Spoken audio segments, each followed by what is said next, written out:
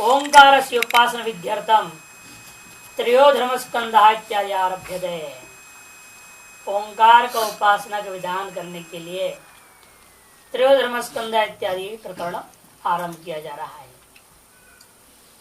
अब तक जो विचार हुआ था वो भी यद्यपि ओंकारों का उपासना का वर्णन हुआ है, लेकिन वो अधिकृत अधिकार वाले लोग हैं, जो कर्माधिकृत लोग हैं उन्हीं को उसमें अधिकार है। कर्म निरपेक्ष एक ही आया था बीच में। अधिकृत अधिकारानि अंगावबद्धानि उपासनानि उक्तानि, इसलिए कहते हैं अधिकृत अधिकार वाले जो अंगावबद्ध उपासनाएं ये कह दिया गया है। संप्रति स्वतंत्र अधिकारी गोचरम ओंकारोपासना विधातुम आरभते। और आप जो स्वतंत्र अधिकारी है, जो कर्मादि नहीं है, कर्मादि कोई लेन देन नहीं, जो सन्यासी है, स्वतंत्र अधिकारी है, उसके विषय को ओंकार की उपासना कथन करना चाहते हैं। या गृहस्थी भी हो, वानप्रस्थी भी हो, निष्ठ ब्रह्मचारी भी हो, या साधारण ब्रह्मचारी हो, कोई भी हो जो कर्म अभी नहीं कर रहा है फिर भी ओम की उपासना कर्म निरपेक्ष काल में भी, कर्मानुष्ठान काल से भिन्न काल में भी यदि ओंकार की उपासना करना चाहता है, उनके लिए ओंकार की उपासना का विधि आरंभ किया जा रहा है। अच्छा, भाष्यकार कहते नैव मंतव्यम सामावयुभूत उद्गीतादि लक्षण से ओंकार से उपासना फलम प्राप्त देती। ऐसा कभी विचार नहीं करना चाहिए कि भाई साम के अवयभूता जो उद्गीत है, उसका अवयभूता जो ओंकार है, उसकी उपासना करने पर ही प्राप्त होता है फल, उससे भिन्न में फल की प्राप्ति नहीं होती। केवल ओम की उपासना करने वाले को फल प्राप्त नहीं होगा। ऐसे मनन नहीं करना चाहिए। किंतरी कृपया अगर यत् सर्वैरपि सामोपासना ही करोदिश्च अप्राप्यम तत्फलम अमृतत्वम केवलात् ओंकारोपासना प्राप्त। इसलिए फिर क्या है, कहते सभी के द्वारा सामोपासना ही सर्वैरपि सामोपासना ही कर्मभिश्च अप्राप्य। सकल प्रकार के सामोपासना जितनी आपने पढ़े हैं, अवयवबद्ध और जो अवयव में भी सामान्य, अवयव में जो विशिष्ट सामों की जो उपासनाओं को आपने पढ़ा, उन सकल उपासनाओं के द्वारा और कर्मों के द्वारा भी, उन उपासनाओं के सहित कर्म भी कर लीजिएगा तो भी अप्राप्यम यत् फलम, अप्राप्य जो फल है उस फल को, कौन सा फल है वो?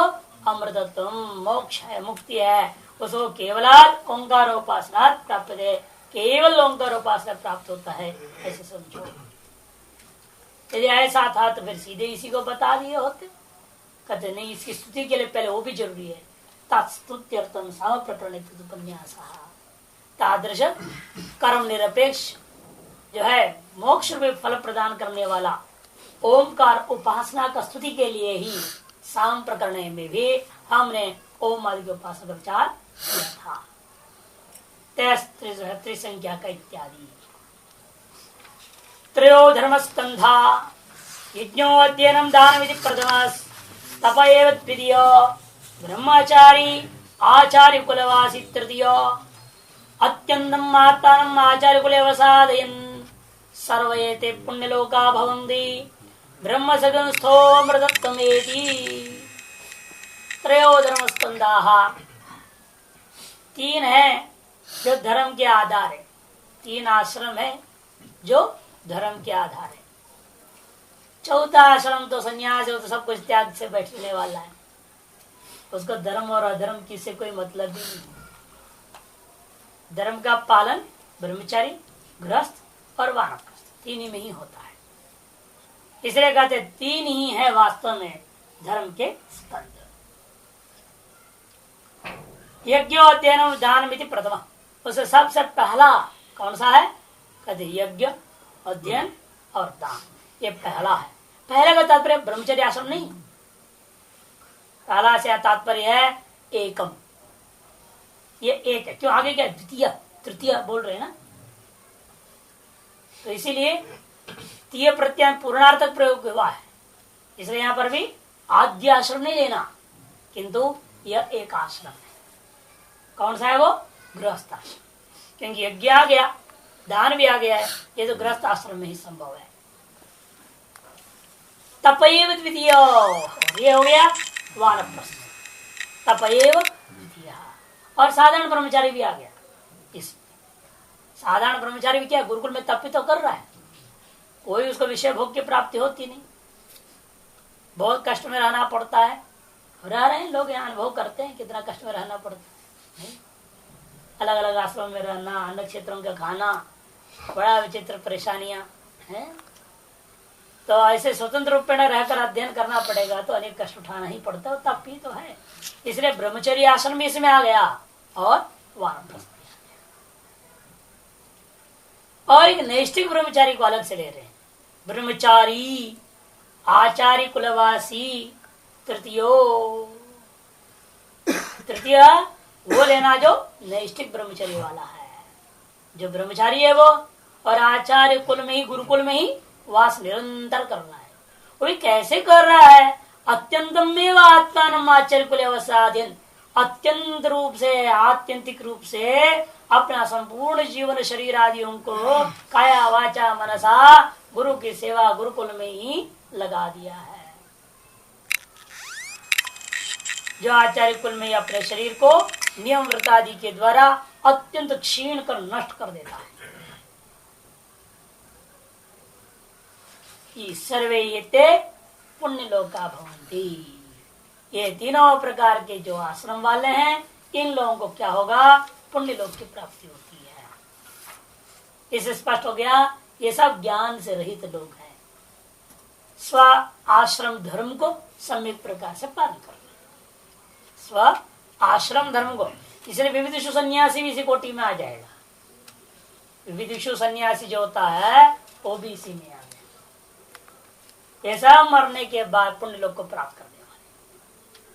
और जो ज्ञानवान है, जो ब्रह्मानुभूति कर लिया है, विद्वत सन्यासी, उसके लिए कहते ब्रह्म सगुण स अमृतत्वमेति, जो ब्रह्म में ही सम्यक प्रकार से स्थित हो गया, अतः स्वरूप स्थिति है, तदा दृष्ट स्वरूप अवस्थानम, स्वरूप अवस्था को जो प्राप्त कर गया है, वो जो विद्वत सन्यासी है ना, वही अमृतत्व को प्राप्त करता है, वास्तविक मोक्ष को प्राप्त करता है। वो चौथा आश्रम है। बड़ा विचार चलेगा यहाँ वृत्तिकार का मत को लेकर के, अलग अलग अर्थ करते हैं अलग अलग लोग, कुमारिल भट्ट मीमांसा सब आ जाएंगे। कई लोग घुस जाते हैं, अपनी अपनी बात साबित करने की प्रयास करते हैं, विचार खूब चलेगा इसलिए। अच्छा, इस पर भी ब्रह्मसूत्र में इसे विशेष विचार किया हुआ है। वहां पर भी परामर्शाधिकरण नाम के अधिकरण बनाया, ब्रह्मसंस्थ शब्द के बाद निर्णय लिया। ब्रह्मसंस्थ पद से किसको लेना? श्रोत्र ब्रह्मनिष्ठ साधारण परोक्ष ज्ञान वाला नहीं, अपरोक्ष अनुभूति वाला ही लेना चाहिए। विद्वत सन्यासी है, इसे विद्वत सन्यास के यहाँ प्रयुक्त से निश्चय कर दिया। संन्यास अधिकरण नाम से उसको कहा जाता है, परामर्शाधिकरण या संन्यास अधिकरण। ब्रह्मसूत्र है 3, 4, 18 से 20 तक 3 सूत्रों में विचार है। अच्छा,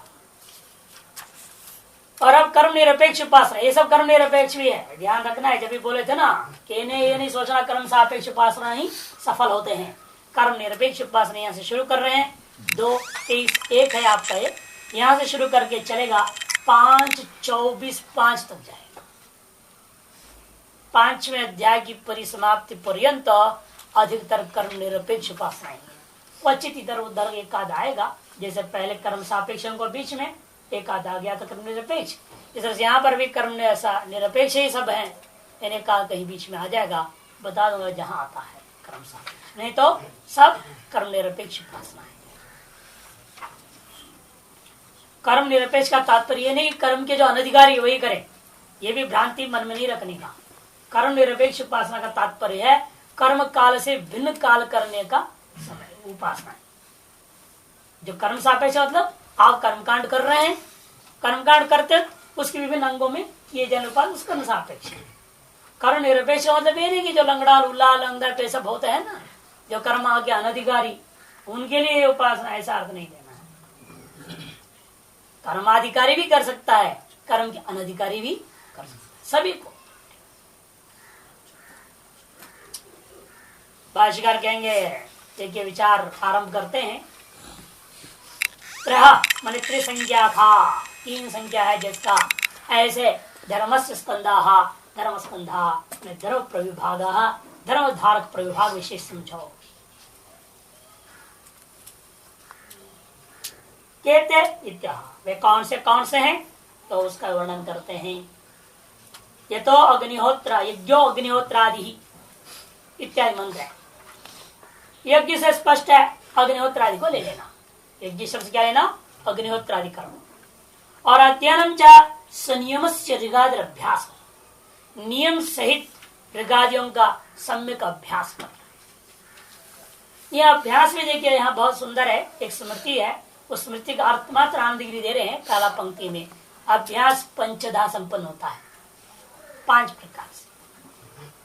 स्वीकरणम पहला है, गुरुमुख से आपने सुन लिया, स्वीकार कर लिया शास्त्रों को। फिर विचार है, विचार के बाद जप, उसका आवृत्ति। आवृत्ति में यहां पर तात्पर्य है अर्थ कथन पूर्वक नहीं, अर्थ स्मरण पूर्वक स्वावृत्ति करना। चौथा है शिष्योद्दान, शिष्यों को पढ़ाना, शिष्यों को दान देना माने पढ़ा देना। और अंत में है स्वयं के आवृत्ति, यह पर अर्थ सहित आवृत्ति। जब में अर्थ निरपेक्ष आवृत्ति कर लेता है मानस, और यह अर्थ सापेक्ष आवृत्ति है। ये हो गया 5। स्मृति ऐसा है, वेद स्वीकरणम पूर्वम विचारो अभ्यसनं जपः तद्दानं चैव शिष्येभ्यो वेदाभ्यासोऽपि पंचधा। ये स्मृति, उसी स्मृति के आधार पर इन्होंने लिख दिया। वेद का स्वीकरण, वेद स्वीकरणम पूर्वम, सबसे पहले वेद शास्त्रों को गुरु मुख से स्वीकार करके ग्रहण करना। वेद स्वीकरणम पूर्वम विचारो, उसके बाद आता है विचार, स्वयं विचार करना। गुरु भाइयों के साथ जो है सहपाठियों के साथ विचार करना है ना, को स्टडी। ऐसे गुरुमुख से पढ़ लिया, फिर जो है सेल्फ स्टडी करेगा, फिर को स्टडी भी करेगा। विचारो अभ्यसनम, वो 5वां तो अभ्यसनम लास्ट में आना चाहिए। अभ्यसनम जपः तद्दानं चैव शिष्येभ्यो, और शिष्यों को उस चीज को दीजिए ना। ये वेदाभ्यास पंचधा, इस पर वेदादियों के अभ्यास 5 प्रकार से होता है, कहा गया है। इसको मैं बता दे संयमोस्य, ये सब नियम है, तभी अभ्यास माना जाएगा।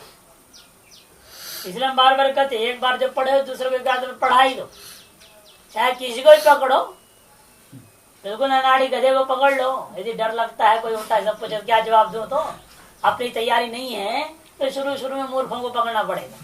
नहीं, कुछ न पूछने वाले, मौनी बाबा रहने वाले, सुनने वाले केवल श्रोता, न दिमाग में जाए न कान में जाए, ऐसे को बैठा लो लेकिन सुनाओ नहीं, सुनाना तो पड़ेगा, उसके बिना पूरा नहीं होता है काम। शास्त्र का सिद्धांत है, पहले पढ़ो, फिर मनन करो, सब विचार करो, उसको स्वयं जो आवृत्ति कर घटो, और शिष्य फिर उसके बाद में शिष्यों को देना, उसके बाद एकांत बैठ कर निधिध्यासन करना, सब छोड़ के बैठना पड़ेगा, रिटायर्ड हो जाना है। रिटायरमेंट, उसको अमल करना, अपने जीवन में अनुभूति पर्यंत लगे रहना, वो अंतिम सीढ़ी है। ये वास्तव में अभ्यास है, ये अभ्यास का ये स्वरूप है। दान बहिर्वेदी, दान से बहिर्वेदी लेना, क्योंकि यज्ञ शब्द आ ही गया है मैंने, तो अंतर्वेदी दान तो उसके अंदर हो ही जाएगा। इसलिए केवल दान शब्द का अर्थ तो बहिर्वेदी दान को ग्रहण करना है। बहिर्वेदी यथाशक्ति द्रव्य से विभाग भिक्षमाणेभ्य, भीख मांगते हुए आने वालों के लिए यथाशक्ति स्वद्रव्य का संविभाग करना, परद्रव्य को दे देना नहीं, बड़ा काम नहीं, उसे क्या बड़ा काम हो गया है ना। आप जैसे जो मंत्री संतरी बैठे हुए हैं और अधिकारी लोग हैं, वो भी आप लोगों को दे देते हैं। महात्मा जो चले गए तो चलो भाई ठीक है, इनकी काम कर दिया जाए। आपने जमीन की एप्लीकेशन जमीन दे दिया, उसने अपना थोड़ी दिया, सरकारी जमीन दे दिया। वहां बड़ा उसको बुला करके माला पहना दोगे, कहोगे इसने तो हमारे लिए बहुत बड़ा काम कर दिया, उसने क्या किया। लेकिन वहां वास्तव में क्या परद्रव्य का दान, इसलिए समझना स्वद्रव्य का यथाशक्ति संविभाग करना, भीख मांगते हुए आने वालों के प्रति, उसका नाम यहाँ बहिर्विधि दान। इति प्रथमो धर्मस्कंध, यह प्रथम धर्मस्कंध है। गृहस्थ संवेद तत्निर्वर्तकेन गृहस्थेन निर्दिश्यते प्रथम एक इत्यर्थो, द्वितीय तृतीय श्रवणात् न आद्यार्थ। नहीं आद्याश्रम नहीं है ना, ब्रह्मचर्य आश्रम, ऐसा अर्थ नहीं लेना है यहाँ पर। प्रथम का अर्थ आद्य और ब्रह्मचर्य आश्रम ऐसा नहीं करना, किंतु एकम का देखा प्रथम ये भी एक आश्रम है, चार में से एक है, ये तात्पर्य। प्रथम शब्द एक संख्या रख लेना, क्यों? आगे द्वितीय तृतीय इत्यादि श्रवण है, दूसरा तीसरा कह रहे हैं, वहां भी क्रम तो है नहीं। और दूसरा ब्रह्मचारी आ गया, कोई नैष्ठिक ब्रह्मचारी को लाया, अलग अलग को ला रहे हैं, तो क्रम से तो नहीं कहा गया है, इसलिए यहाँ पर जो आद्य करके ग्रहण नहीं करना। किंतु यहाँ क्या है ना, गृहस्थ संवेद क्रियाकलाप को बता गया, इसे तन निर्वर्तक गृहस्थेन आदर्श यज्ञ दान और यज्ञ दान आदियों को, यज्ञ हो गया, अध्ययन हो गया और दान, इन तीन चीजों को निर्वर्तन में सिद्ध करने का सामर्थ्य रखने वाला जो गृहस्थ के द्वारा ही प्रसिद्ध होने वाला होने से उसी का निर्देश हो रहा है, ऐसा मानना चाहिए। प्रथम एक इत्यर्थ हो, इसे प्रथम शब्द का क्या, एक इत्यर्थ हो। ये तो क्या दिया ऐसे अर्थ करने में, द्वितीय तृतीय श्रवण, द्वितीय तृतीय शब्दों में श्रवण हो रहा है, इसलिए न आद्यार्थ, इसे आद्य अर्थ शब्द नहीं लिया जाएगा। फिर वापस मंत्र में लौटते हैं, तपएव द्वितीय, तपएव द्वितीय कहा, तपैति कृच्छ चांद्रायण आदि तद्वांस तापस परिव्राड्वा, कृच्छ चांद्रायण आदि व्रतों को पालन करने वाला जो वानप्रस्थाश्रम वाला आ गया, अथवा विविधुषु सन्यासी परिव्राड्वा, परिव्राट से लेना विविधुषु सन्यासी, इसे स्पष्ट करें, न ब्रह्म संस्था किंतु आश्रम धर्म मात्र संस्थो, किंतु संन्यास आश्रम के धर्म मात्र में निष्ठा रख रहा है, अभी स्वरूप में निष्ठा हुई नहीं है, ऐसा व्यक्ति मैंने विविधुषु सन्यास लगा हुआ है, ब्रह्मनिष्ठ होना चाह रहा है, अनुभूति करना चाहता है जीव ब्रह्म ऐक्यत्व, उसके लिए आवश्यक जो नियम है, 7 घरों में भिक्षा करना इत्यादि इत्यादि, वो सब नियमों का पालन करता हुआ रहने वाला विविधुषु सन्यास। ब्रह्म संस्थ से तो अमृतत्व श्रवणात्, क्योंकि ब्रह्म संस्थ का फल क्या बताया, मोक्ष बता दिया है, और इन तीनों के लिए क्या बता रहे, सर्वे ते पुण्य लोका भवन्ति कह दिया, लोक रूपी फल प्राप्ति होने के कारण से यहाँ पर ज्ञान रहित मानना पड़ेगा। द्वितीय धर्मस्कंद, दूसरे धर्मस्कंद कोटि में इन 2 प्रकार के लोगों को ले सकते हैं।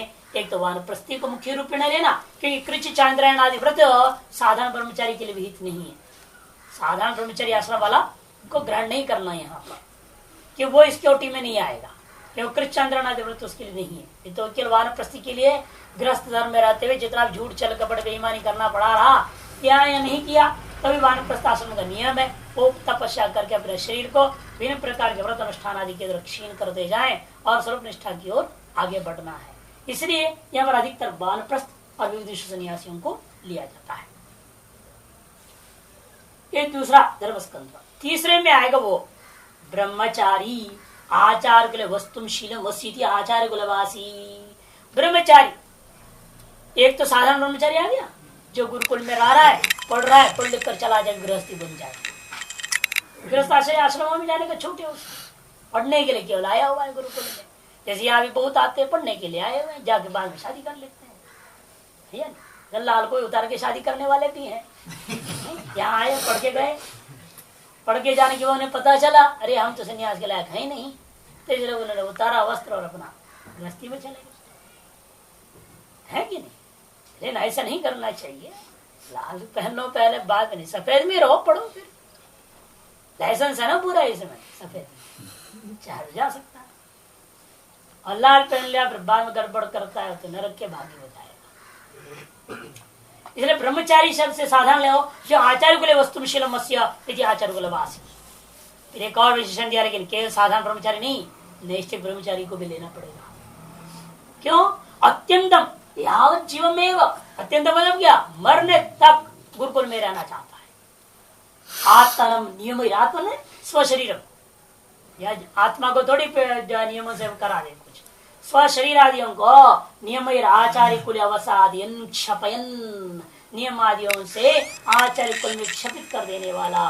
इसलिए आत्मा का आगे अर्थ क्या? देहम, क्षपयन देहम, आत्मा देहम आगे है ना अर्थ। ये कौन है? ये तृतीयो धर्म स्कंद, ये तीसरा धर्म का आधारभूत वस्तु। अत्यंतम इत्यादि विशेषणात् नैष्ठिक गम्यते, देखो अत्यंतम इत्यादि विशेषण भी कर दिया, इसे नैष्ठिक ब्रह्मचारी को ग्रहण करना चाहिए से मालूम होता है। उपकुर्वाण से स्वाध्याय ग्रहणार्थत्वा न पुण्यलोकत्व ब्रह्मचर्येण, और कैसे साधारण उपकुर्वाण को भी नहीं ले सकते यहाँ पर। जब ब्रह्मचारी है उपकुर्वाण से स्वाध्याय ग्रहणार्थत्वा, तो केवल स्वाध्याय ग्रहण करने के लिए आया हुआ, फिर वापस घर चला जाएगा ना वो, इसलिए उसको अत्यंत विशेषण से जो ब्रह्मचारी है उस कोटि में आप उसे नहीं ले सकते। न पुण्यलोकत्व ब्रह्मचर्येण, इसलिए जो है ब्रह्मचर्य से आदर्श पुण्यलोकत्व यहाँ पर कथन किया वो तादृश पुण्यलोकत्व से प्राप्त नहीं हो सकता।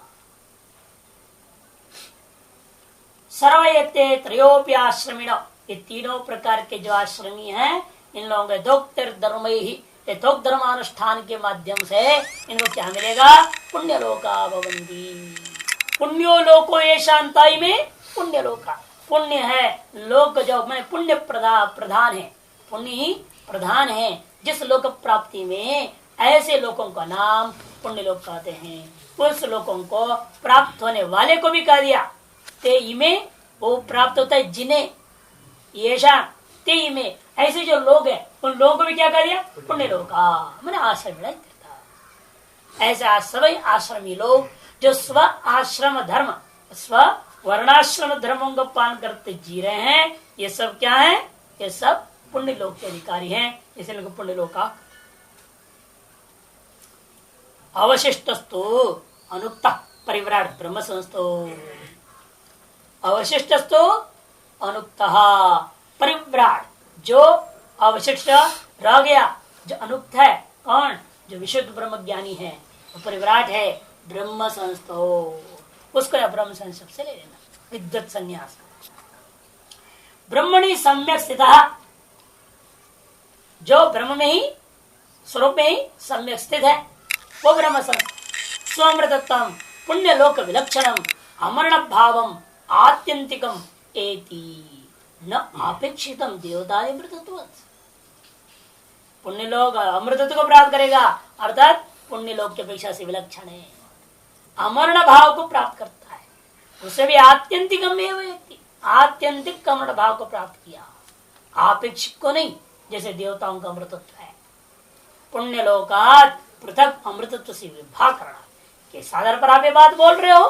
कहते पुण्य लोक शब्द के प्रयोग करके उससे अलग करके अमृतत्व में करके यहाँ कहा है, इससे ज्ञापन हो गया विभाग करना, तो इसे पृथक कर दिया गया, उससे ज्ञापन होता है यहाँ जो अमृतत्व है वो नित्य अमृतत्व को लेना, निरपेक्ष अमृतत्व को लेना, सापेक्ष को नहीं। यदि अमृतत्व को आप पुण्यलोक से पृथक विभाग करने के कारण से ऐसा अर्थ लेते हो तो ठीक है, लेकिन एक और विषय विचारणीय बनता ये कि यदि च पुण्यलोकातिशय मात्र अमृतत्व अविशत तथा पुण्यलोकत्वाद विभक्तम न, यदि पुण्यलोकों में भी एक विलक्षण पुण्यलोक ले, पुण्यलोकों में भी सबसे श्रेष्ठ वाला है जो अंत वाला है, वो पुण्यलोकों को ले सकते हो अमृत शब्द से। यदि कोई ऐसा कहे तो ऐसे अलग से बोलते नहीं, सभी को पुण्यलोक प्राप्त होता है, क्योंकि ऐसे भी है उन तीनों को एक ही लोक में जाएंगे, तीन आश्रम में भी जितना अपना धर्मानुष्ठान कर रहे हैं, स्वर्ण आश्रम धर्मानुष्ठान, कितनी श्रद्धा से, कितनी भक्ति से, कितने भाव से सब निर्भर होता है ना, उसी के आधार पर वो जाएंगे। तो अतएव जैसे उनको भी जो मिलने वाले लोगों की में तारतम्यता है ही पुण्य लोकों में, तो इससे भी यदि उनमें सर्वोत्कृष्ट मिलना ही होता तो वो सर्वे थे पुण्य लोग कहा रखते, अंत में रख देते और अमृतत्व में बोलते नहीं। ये शब्द ही नहीं बोलना चाहिए तो श्रुति को। वही कहते हैं यदि पुण्यलोक अतिशय, पुण्यलोकों में भी एक अतिशय पुण्यलोक मात्र का अर्थ अमृतत्व शब्द से कहना इष्ट था भविष्यत, फिर तो ततः फिर तो पुण्य लोक का लोकत्वादेव, पुण्य लोकत्वात् वो भी पुण्य लोक ही हो गया, अतः उसे विभक्तम न आवश्यक, उसे अलग करके वो कथन नहीं करना चाहिए था। विभक्त उपदेशाच आत्यंतिक अमृतत्व गम्यते, विभाग पूर्वक उपदेश करने के सामर्थ्य से यह आत्यंतिक अमृतत्व है, यह बात बोध होता है। अथ आश्रम धर्मो फलोपन्यासा प्रणव सेवा स्तुत्यर्थम न तो फल विद्यार्थम। कहते हैं आश्रम धर्मों के फल का कथन किया आपने, अमुक आश्रम तीनों आश्रम वालों को पुण्य मिलता है, इसका कोई विधि तो नहीं है यहाँ उन आश्रमों का भी, कहते उन आश्रमों का विधि नहीं है, किंतु अंत्याश्रमी जो है, अंत्याश्रमी जो सन्यासी के द्वारा किए जा प्रणवोपासना, प्रणव चिंतन, प्रणव स्वरूप चिंतन जो है उसकी स्तुति के लिए बात कहा।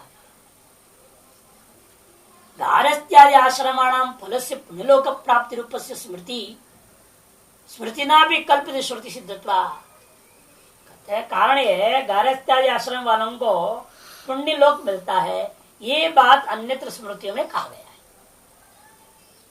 ये ऊपर से बता रहे हैं अपने टिप्पणी से, क्योंकि जो है पुण्य लोक प्राप्ति बताएगा स्मृतियों की, उसके अतिरिक्त अनुमानिक श्रुति तो बनी जाएगी, है ना, तो इस यहाँ पर इसलिए विधि मानने की जरूरत नहीं। एक बात तो ये है, इसे नात्र विधान आवश्यकता, किंतु यहाँ पर उस कल्पित श्रुति को अनुवाद करके यहाँ पर क्या किया जा रहा है, प्रणव सेवा प्रणवोपासना का फल के कथन करने में स्तुति मात्र है।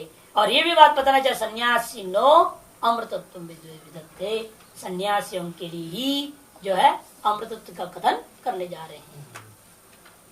यदि उभय परक मानोगे तो वाक्य में दोष होगा। इसलिए भाष्यकार कहते हैं प्रणव सेवा स्तुत्यर्थम न तत्त फल विद्यर्थम, तत्त फल का विधान करने के लिए यहाँ पर विधि नहीं मानना। स्तुते च प्रणव सेवाया आश्रम फल विधये चैति ही विद्येत वाक्यम।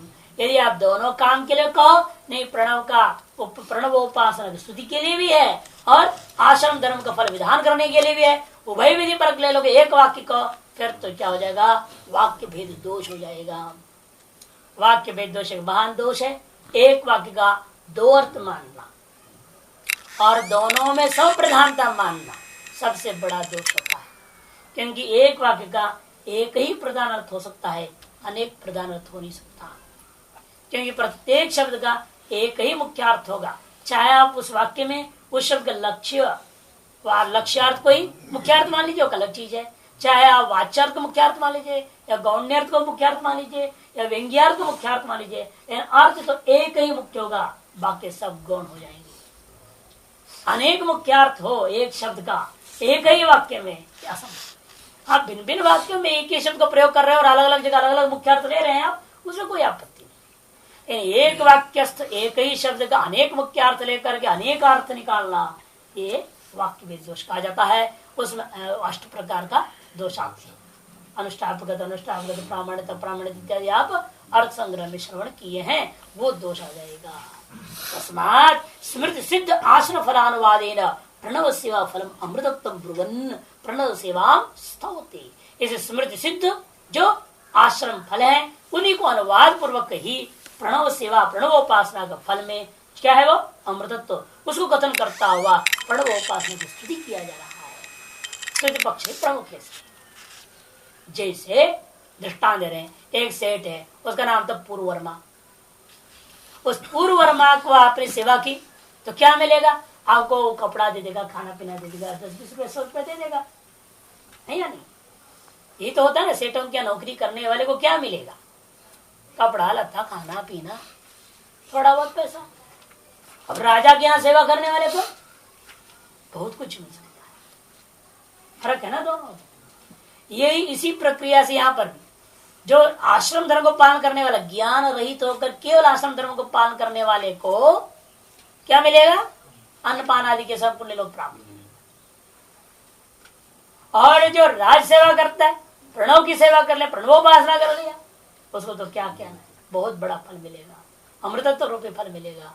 इसको बताने के लिए पूर्ववर्माकृत सेवा को राजवर्माकृत सेवा की अपेक्षा से न्यूनाधिक दिखाता हुआ इसकी अपेक्षा से उसका फल उत्कृष्ट कथन करने के लिए यह पूर्ववर्मा का सेवा का फल को कथन जो किया जाता है और राजवर्मा के फल का कथन की स्तुति के लिए होता है। ठीक उसी प्रकार से था पूर्ववर्मा सेवा भक्त परिधान मात्र फला। भक्त बने अन्न और परिधान ने वास कपड़ा इत्यादि फल मात्र देने वाला होता है। राजवर्मस्तु सेवा राज्य तुल्य फलाई थी। राजवर्मा का जब फल होता है सेवा करने का फल राज्य तुल्य ही फल प्राप्त हो जाता है। तो ठीक उसी प्रकार यहाँ पर समझाओ। प्रणवश्च तत्सत्यम परम ब्रह्म तत्प्रतीकत्वात्। और प्रणव क्या है? वही सत्य है, वही ब्रह्म है, वही उस ब्रह्म का प्रतीक भी है। तत्प्रतीकत्वात् अतः सर्वश्रेष्ठ साधन है और सर्वश्रेष्ठ साधन को अन्य उपाधियों से बंध करके आप जो है नहीं करें। इसे सामर्थ्य तो है लेकिन दूसरे के अधीन हो गया है। अब क्या हो गया? बेचारा वो कुछ नहीं कर सकता। जैसे हम बार बार कहते हैं आते हैं आप भगत, उसको वो कहते हैं उसको सरकार बार बार खींचती है हमारे यहाँ आ जाओ, तो हमारे यहाँ हम तुमको अमुक एक सलाहकार बना देंगे, अमुक कर देंगे, वो कर देंगे, आपको जो अमुक पद दे रहे हैं हमारा काम है। और हमसे पूछते हैं महाराज क्या करूं? मैं कहते कभी नहीं, तुम सरकार के दिन फंस जाओगे। आप जो स्वतंत्रता पूर्वक तुम लेख लिख करके देश में जो तहलका मचाते हो, जागृति लाते हो, वो नहीं कर सकते। फिर केवल उनकी नीतियों का समर्थन में तुमको लिखना पड़ जाएगा कि तुम उनके नौकर हो गए ना। नौकर हो गया तो फिर गया वो। इसी प्रकार यहां पर भी है। आप प्रणव को क्या कर दिए? कर्मों का नौकर बना दिए एक तरह से। अब कर्मांग है वो साम का अंग तो उद्गीता वही ओम बना दिया। मतलब क्या है? एकदम जो है ना केंद्र सरकार का भी नौकरी नहीं बेचारे को, एकदम जो है साधारण जो है बेसिक स्कूल प्राइमरी स्कूल का चपरासी बना दिया, है नहीं? उसके बराबर हो गया। अब कर्म अपने आप में महान और उस कर्म का अंग हो गया साम का अंग हो गया उद्गीत का अंग कौन हो गया? ओम। उसकी उपासना करने जा रहे हो। केंद्र सरकार राज्य सरकार एक मंत्री, उस मंत्री मंत्रालय के अंतर्गत चपरासी, कितना फर्क है। और सीधा राजा है वो, और राजा को स्थिति में डाल दिया तो कहां पूर्ण फल दे पाएगा? इसलिए कर्म सापेक्ष ओम जो होता है वो क्या है?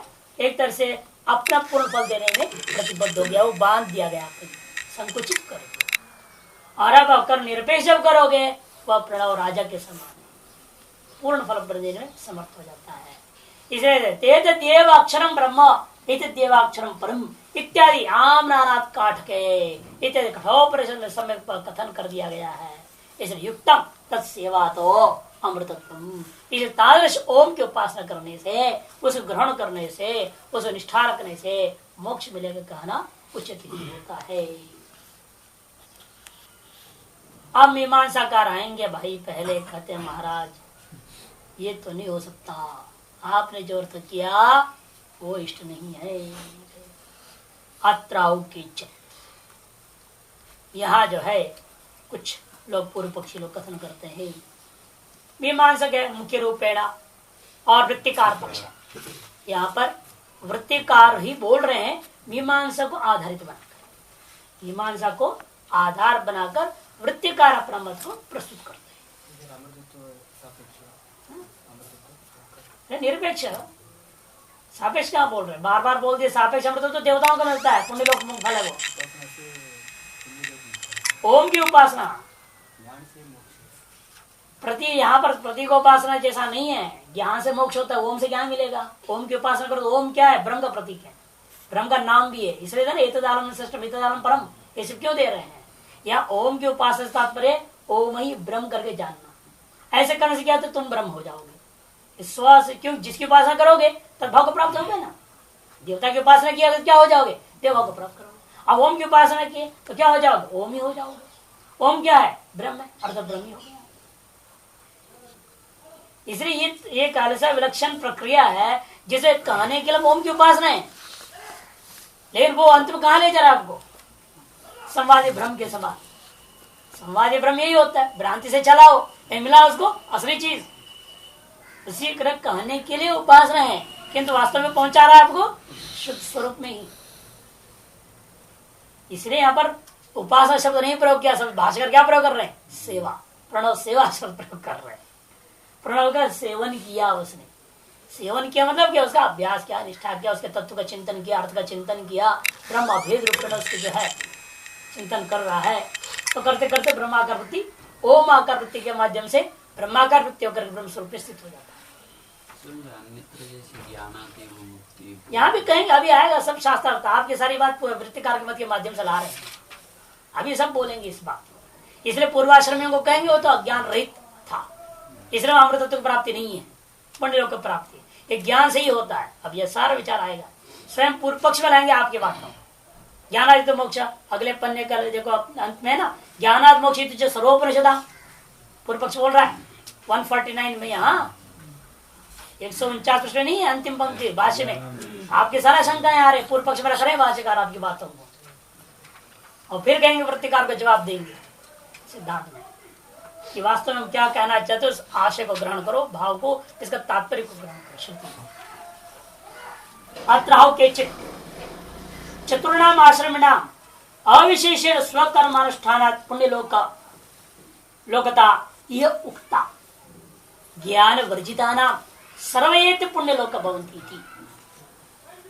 चतुर्णाम आश्रमिणाम, वो कहते चतुर्णाम आश्रमिणाम, यह गड़बड़ कर रहे हैं चतुर सन्यासी को भी घसित लिया इसके अंदर, चारों आश्रम को ले रहा है वो, इसलिए पूर्व पक्ष है। ये 3 आश्रम जैसे सिद्धांत बोल रहे 3 आश्रम पुण्य लोक है, और एक जो है विद्वत सन्यासी हो तो, नहीं तो अविद्वत सन्यासी को तो हमने उसी में डाल दिया 3 आश्रम कोटि, वो सन्यासी ही नहीं, वास्तविक नहीं है वो, वास्तविक सन्यास आश्रम नहीं, आश्रम धर्मात्म निष्ठा रखने वाला। तो स्वकर्मानुष्ठान पुण्य लोक का था, स्वकर्मानुष्ठान के माध्यम से पुण्य लोक की प्राप्ति होती है, यही यहाँ पर कहा गया है। लेकिन ऐसे कौन है ये? कद ज्ञान वर्जिता नाम, इन सब ज्ञान से रहते सर्वैत पुण्य लोकवंती थी, इस वाक्य के द्वारा कहा गया है। नात्र परिव्राट अवशेषिता, क्योंकि भाष्यकार ने क्या था ब्रह्म संस्कृत की व्याख्या में अवशिष्टो कहा था ना, वहां पर अनुक्त अवशिष्ट अनुक्त परिव्राट ब्रह्म संस्तो, ये भाष्य की पंक्ति थी। भाष्यकार ने कहा था जो अवशिष्ट है, अनुक्त है, ऐसा जो विद्वत सन्यासी उसी को लेना ब्रह्म संस्कृत से। उसका खिलाफ पूर्व पक्षी कहता है यहाँ पर कोई ऐसा अवशिष्ट नहीं है जिसको तुम अलग करके ब्रह्म संस्कृत में घटा रहे हो। नात्र किंचित परिव्राट आदि अविशेषिता अवशेषिता परिव्राजकस्यापि ज्ञानम यमा नियमाश्च तपएव इति। परिव्राजक को भी ज्ञान जो मिलता है ऐसे थोड़ी मिलेगा, उसको भी यम नियम तप सब पालन करना पड़ेगा, इसलिए वो भी 4 के अंतर्गत दिया गया, इन्हीं के अंतर्गत घुसा उनको भी। वो ज्ञानी है, ज्ञान भी कहां से मिलेगा उसको? वो ज्ञानम अपनी परिव्राजक के अंदर जो ज्ञान के प्रति यम नियम आदि तप को भी पालन करना ही पड़ेगा। ऐसे वह तपएव द्वितीय तप शब्द ने परिव्राट तापसौ गृहीत, इसे तपएव द्वितीय यहीं पर क्या है? तप शब्द के द्वारा परिव्राट और तापस दोनों को ग्रहण करनी चाहिए। यद्यपि भाष्यकार ने भी परिव्राट वा कहा था, लेकिन परिव्राट कौन? भाष्यकार स्पष्ट करते न तो ब्रह्म संस्थो आश्रम मात्र धर्म संस्था ये कहा था। कहीं पूर्व पक्ष क्या लेना चाहता है? वो ब्रह्म संस्थ को भी उसी में ले लो, ब्रह्म संस्थ को भी विद्वत सन्यासी को भी इसी में ले लेना चाहिए। अच्छा तेषामेव चतुर्णाम यो ब्रह्म संस्था, इसे उन्हीं 4 में से जो वास्तव ब्रह्म संस्थ हो जाता है प्रणव सेवक स्वमृतत्व में कैसे भाव, वो जो प्रणव सेवक ब्रह्म संस्थ हो जाए वो अमृतत्व को प्राप्त होता है। ये उसने करने की चेष्टा किया। चतुर्णाम अधिकृतत्व विशेषात ब्रह्म संस्कृति अप्रच्छेदा, क्योंकि 4 आश्रमियों के लिए प्रणव का अधिकार है, सभी को प्रणव का अधिकार है, सामान्य रूप में। चतुर्णाम अभी अधिकृतत्व अविशेषात, सामान्य रूप से 4 को जो है प्रणव का कर्म निरपेक्ष प्रणव का अधिकार है। क्यों?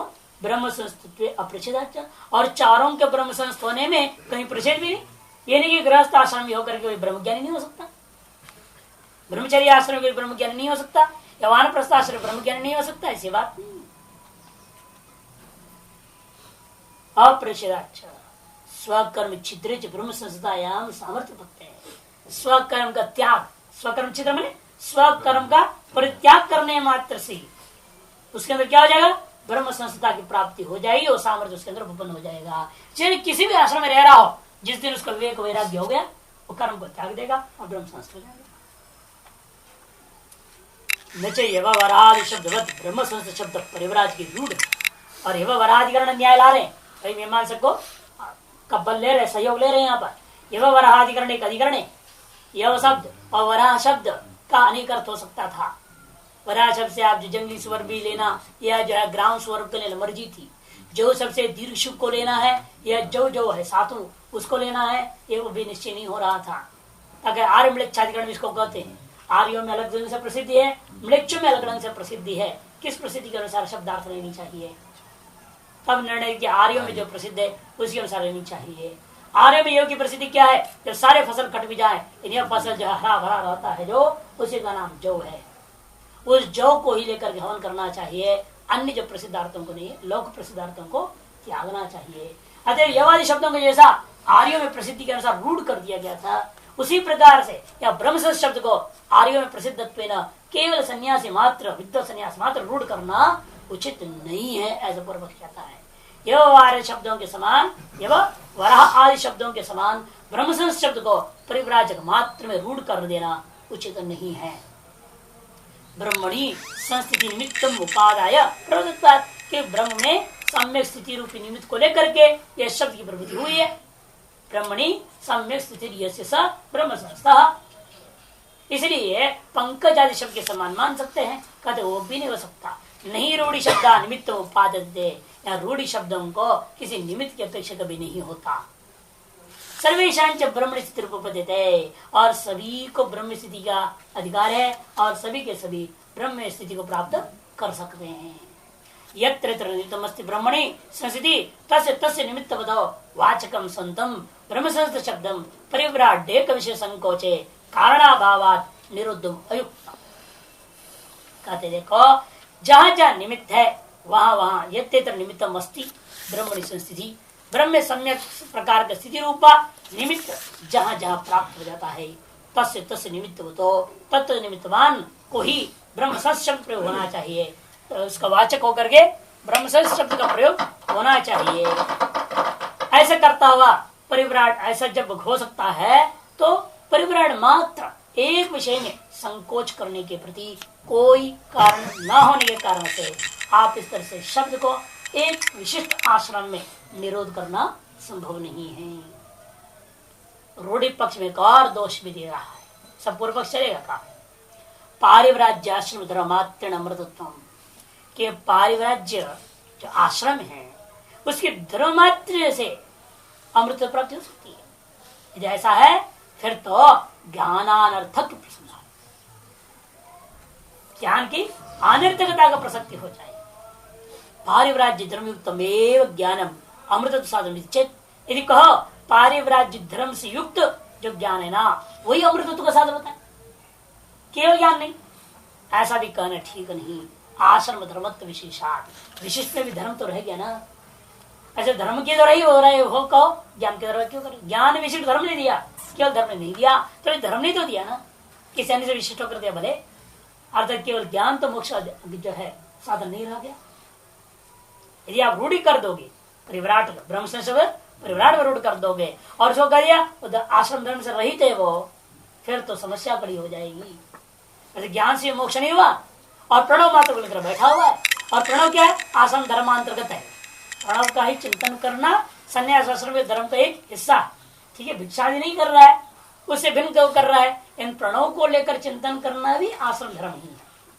उस धर्म को लेकर के किया और ज्ञान से विशिष्ट धर्म को लिया है तो धर्म से मोक्ष माननी चाहिए। उस स्थिति में आश्रम धर्म विशेषात धर्मो व ज्ञान विशिष्ट अमृत साधनम, क्योंकि धर्म ही ज्ञान विशिष्ट धर्म अमृत साधनम इत्येतदेव सर्वाश्रम धर्माणाम विशिष्टम। और ये सभी आश्रमों के धर्मों में भी समान। किसी भी आश्रम वाला प्रणव रूपी धर्म को ले लेगा और स्वाश्रम धर्म की पालन कर देगा, गृहस्थी आदि, तब उसको मोक्ष हो जाएगा। फिर ये आपत्ति भी न च वचनम अस्ति, और ये भी कोई वचन नहीं कहीं संसार में ये परिव्राजक से ब्रह्म संस्थ मोक्ष नान्य शामिल। जो सन्यासी परिव्राजक है, ब्रह्मनिष्ठ है, उसी को मोक्ष होगा। गृहस्थ ब्रह्मनिष्ठ को मोक्ष नहीं होगा, ब्रह्मचारी के ब्रह्मनिष्ठ को मोक्ष नहीं होगा, ऐसा कहीं भी कोई वचन नहीं है। नान्य शामिति अभी वचनम नास्ति। ज्ञानाद मोक्षित सर्वोपनिषदाम सिद्धांता। और ज्ञान से मोक्ष होता है ये सकल सिद्धांता, वह सिद्धांत भंग हो जाएगा यदि प्रणव को ग्रहण करके चलने वाले को भी मुख्य मोक्ष की प्राप्ति कथन कर दोगे तो। है ना आपकी विषयता। तस्मात् यह एवं ब्रह्म संस्था स्वाश्रमित कर्मवदाम समृतत्वमिति। इसे जो कोई भी आश्रम वाला हो, ब्रह्म संस्थ हो और अपने अपने आश्रमित कर्मों को अनुसरण कर रहा है, पान कर रहा है, वो अमृत को प्राप्त करता है। यही अर्थ आदिष्ट है। यदि चेत न, तब सिद्धांत कहते ऐसे नहीं करना। क्योंकि हमने जरूर कहा है प्रणव सेवा, प्रणव उपासना से अमृत मोक्ष है ऐसे।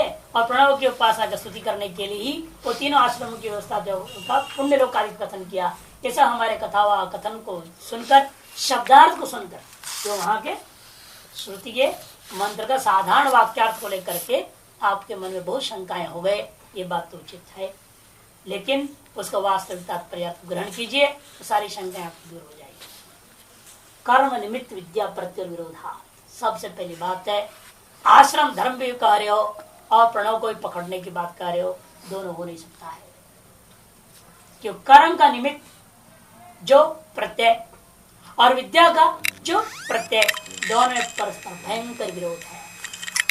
कर्म का निमित्त भूता प्रत्यय में भेद की अपेक्षा है, विद्या का निमित्त भूता प्रत्यय में अभेद की अपेक्षा है। प्रणव को पूर्ण रूप में वास्तव में कर्म निरपेक्ष प्रणव उपासना करनी है। वो प्रणव क्या है? साक्षात ब्रह्म ही है। इतदालम सृजतलम परम के आधार पर क्या है? वही ब्रह्म है, ओम ही ब्रह्म है, वही पर ब्रह्म भी है, वो अपर ब्रह्म भी का है। और अपर ब्रह्म को लेकर चलोगे तो पुण्य लोका भवंती। वो क्या हो गया? कर्म सापेक्ष प्रणव उपासना। वहां प्रणव अपर ब्रह्म रूपा प्रणव है, और यहाँ जो प्रणव गा रहे हैं पर ब्रह्मात्म प्रणव को गा रहे हैं। इसका चिंतन मनन स्मरण आदि करना क्या है? अंत तो ब्रह्म को प्राप्त कराने वाला है, स्वरूप में निष्ठा हो जाती है। इसलिए उसमें से काफी अंतर है। तो वहां के लिए अधिकार अलग है, यहाँ का अधिकार अलग है। वहां जो ज्ञान चाहिए वो अलग है, यहाँ जो अपना जो प्रत्यय है, विचार है मैं क्या हूँ, मैं ब्राह्मण हूँ, क्षत्रिय, वहां जरूरत है और यहाँ जरूरत नहीं है। दोनों में अंतर है। इसे कर्त्राधिकार का क्रियाफल भेद प्रत्यवत्तम ही निमित्त उपादय इदं कुरु इदं मा कार्षीर कर्म विधि प्रवृत्ता। जो कर्म की विधियां जो प्रवृत्त हुई है वो कैसी होती है? कर्त्राधिकार क्रिया और फल भेद का ज्ञान वाला जो पुरुष है उसके प्रति इन निमित्तों को लेकर के इसको करो, इसको मत करो, इस प्रकार से विधि निषेध संबंधी सारी कर्म विधियां प्रवृत्त होती हैं। तच्च निमित्तम न शास्त्रकृतम, और वो निमित्त शास्त्रकृत नहीं है। शास्त्र ही नहीं कहता है तुम ब्राह्मण हो, शास्त्रकृत नहीं है। शास्त्र ही नहीं करता है तुम करता हो, शास्त्र ने नहीं कहा तुम गृहस्थ हो। आपने स्वीकार किया गृहस्थ धर्म को, आपने स्वीकार किया अपने आप में ब्राह्मणत्व को, तो ठीक है, आपने अपने आप को ब्राह्मण माना, गृहस्थ माना, तो ये काम करो। श्रुति इतना ही कहती है, जो स्व के द्वारा आप अपने से जो स्वीकार कर चुके हो, ब्राह्मणत्व आदि वर्ण आश्रम धर्मों को जो आपने मान रखे हो, उसके लिए विधि नियम बताता है केवल शास्त्र। लेकिन शास्त्र कभी आपके अंदर ब्राह्मणत्व आदि को लाता नहीं है। आप अपने आप में ब्राह्मणत्व मान लिए हैं, उसके अंदर आपको संस्कारों को, कर्मों को बताना शास्त्र का काम है। इसलिए कहते हैं ये जो निमित्त है ना, कर्त्रादि कारक क्रिया और फल इतने जो निमित्त है, उन निमित्तों को शास्त्र ने कभी बनाया नहीं है। क्योंकि शास्त्र को पहले बोल चुके हैं, वैसे वो किसी चीज का कारक होता है तो व्यापक है। शास्त्र व्यापकम न तो कारकम, ये पहले बोल चुके हैं। सर्व प्राणी दर्शना, ये सभी प्राणियों में चीज देखने को मिलता है। हम भले मनुष्य अपने आप में लड़ते हैं, ब्राह्मण क्षेत्र में शूद्रों का आपस में लड़ाई हो जाती है, भयंकर जो है जात पात भेद देखने को मिलता है। लेकिन वास्तव में शास्त्रों में आप देखिएगा, शास्त्रों ने पेड़ों में वर्णन किया, ब्राह्मण क्षेत्र में शूद्र, पशुओं में वर्णन किया, किस प्रकार गाय को ब्राह्मण गाय माना जाए, किस प्रकार की गाय को जो है क्षत्रिय गाय मानी जाए, सब वर्णन। रुद्राक्ष पेड़ के बारे में तो वर्णन किया, उसके बीज को देखने समझ में आ गया ये कौन सा पेड़, उसका बीज में अंतर किया है ये रुद्राक्ष। किस प्रकार का फल है, किस प्रकार का बीज होता है, उसके हिसाब से कहेंगे ब्राह्मण रुद्राक्ष है, क्षत्रिय रुद्राक्ष है, वैश्य रुद्राक्ष, शूद्र रुद्राक्ष। रुद्राक्ष जाबोल उपनिषद पढ़िए, पता चलेगा। और एक है बृहद जाबोल उपनिषद में, जहाँ भस्म बनाने, विभूति बनाने की प्रक्रिया का वर्णन आया, वहां गाय का वर्णन आता है कि किस प्रकार की गाय को जो ब्राह्मण गाय मानी जाएगी, उसी का गोबर से कंडा वगैरह बना करके आपको भस्म बनाना चाहिए, यानी कि जिस किसी गाय गोबर उठा के लाया वो काम चालू कर। वो भस्म का भी अपनी महत्व है, इसलिए कहते वो ऐसे ही चीज से बना, ब्राह्मण गाय के ही गोबर से बनेगी, दूसरे से नहीं बन सकता। तो वृक्षों ने तो अपना आरोप नहीं किया, ब्राह्मण ने क्षत्रिय, ये तो करे ना, हमने तो कर दिया। नहीं उनमें भी है, उनमें तो शास्त्र ने विधान किया। नहीं शास्त्र के मैं केवल प्रमाण दे रहा हूँ, शास्त्र केवल प्रमाणित करते सभी में है ये वर्णाश्रम धर्म। शास्त्र ही कथन कर रहा है, शास्त्र वहां पर ये नहीं कर रहा है, शास्त्र पहचाने की तरीका बता दिया। जैसे यहाँ पर भी क्या है, ब्राह्मण का पहचान क्या है, जन्म से नहीं ना, शास्त्र क्या कहता है, जो इन धर्मों को पालन करते हैं वो ब्राह्मण वर्ण का है। ब्राह्मण जाति अलग, ब्राह्मण वर्ण अलग। वर्णाश्रम धर्म की व्यवस्था क्यों दिया, इस पहचान लो। इसलिए विश्वामित्र क्षेत्र घर में पैदा हुए, ब्राह्मण तो प्राप्त कर लिया, कैसे प्राप्त किया, ये जन्म से ही सब तय हो जाए, फिर कैसे हुआ। वो व्यवस्था केवल दिया, जो अपने अंदर ब्राह्मण तो मानता है उसको ये पालन करनी चाहिए, जो अपने अंदर ये मानते है तो वैसा होगा। इसे जिस वृक्ष में ब्राह्मणत्व है उस वृक्ष का फल ऐसा ही होगा, इतना ही शास्त्र कहता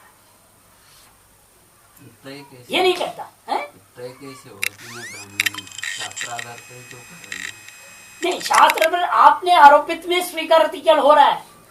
आपने अंदर जैसा पहले जन्म को लेकर आपने मान लिया मैं ब्राह्मण हूं, है ना, तो उसके बाद शास्त्र आपको लागू हो गया। शास्त्र तब लागू हो रहा है जब आप पहले मान लेते, फिर व्यवस्था देता है। उस व्यवस्था के आधार पर जब पालन नहीं कर पाए फिर आप अन्य वर्णों को कोटि में चले गए, तब समाज निर्णय करता है शास्त्र के अनुसार, भाई भले तुम्हारा जन्म ब्राह्मण घर में हुआ किंतु तुम क्षत्रिय हो, तुम वैश्य हो, तुम शूद्र हो। भले तुम्हारा घर में जो जन्म जो है क्षत्रिय घर में हुआ, लेकिन शास्त्र के अनुसार तुम्हारा जो गुण, क्रिया, कलाप, व्यवहार सारी चीज क्या है, क्या है, ब्राह्मण का है, तुम ब्राह्मण हो। ये तो विश्वामित्र का सारा खेल है वहां पर। वो कहते मेरे अंदर, मैं भले क्षत्रिय घर में जन्म लिया हूं, मैं अपने आप एक क्षत्रिय तो मानता था, उसके अनुसार मैं क्षत्रिय धर्म का पालन भी करता हूं, लेकिन साथ साथ मैं ब्राह्मण तो प्राप्त करने के लिए आवश्यक धर्मों को स्वीकार किया और उसको पालन किया, इसलिए मुझे ब्राह्मण मानना चाहिए, मुझे ब्रह्म ऋषि बोलना चाहिए। तुम क्यों नहीं बोलते हो, वजिष्ठ को बोला तुम सर्टिफिकेट दो, हम नहीं दोगे तो हम छोड़ेंगे नहीं, क्या हम तो पालन कर रहे हैं ना, हमने अपने आप में ब्राह्मण तो मान लिया हूं, ब्राह्मण तो मान कर उसके अनुसार धर्म भी पालन कर रहा हूं, फिर क्यों नहीं मानोगे। अंत मानना पड़ा, थे भी इसलिए हाँ कर दिया गया लास्ट में। केवल अहंकार थोड़ी थी जो रुकावट आ रहा था, अहंकार दूर हुआ तो उसको क्या हो गया। तो इसी अनेक दृष्टांत इस प्रकार के जो दिए हैं श्रुति स्मृति पुराणों में, इसलिए ही दिया गया है। इसलिए कहते ये शास्त्र तो नहीं हो सकता, सर्व प्राणी दर्शना, सकल प्राणी में देखने को मिलता है। ये जो बोल नहीं पाते हैं पशु पक्षी पेड़ पौधा वगैरह, इसलिए हम शास्त्र के द्वारा ज्ञापन कर लेते हैं। कार्यानुमिया कि बहुत सारी चीजें ऐसे होती है ना, कार्य के आधार पर अनुमान करना पड़ता है, और अनुमान करने के लिए हमारा क्या है, प्रमाण, लिंग क्या है, और शास्त्र हमको मदद करता है। इतनी सद एक में अद्वितीय आत्मवेदम सर्वम ब्रह्मवेदम सर्वमिति शास्त्रजन प्रत्यय विद्यारूप। ये जो शास्त्रजन प्रत्यय कैसे विद्यारूप है वो ऐसा है, इत्यादि देखेंगे।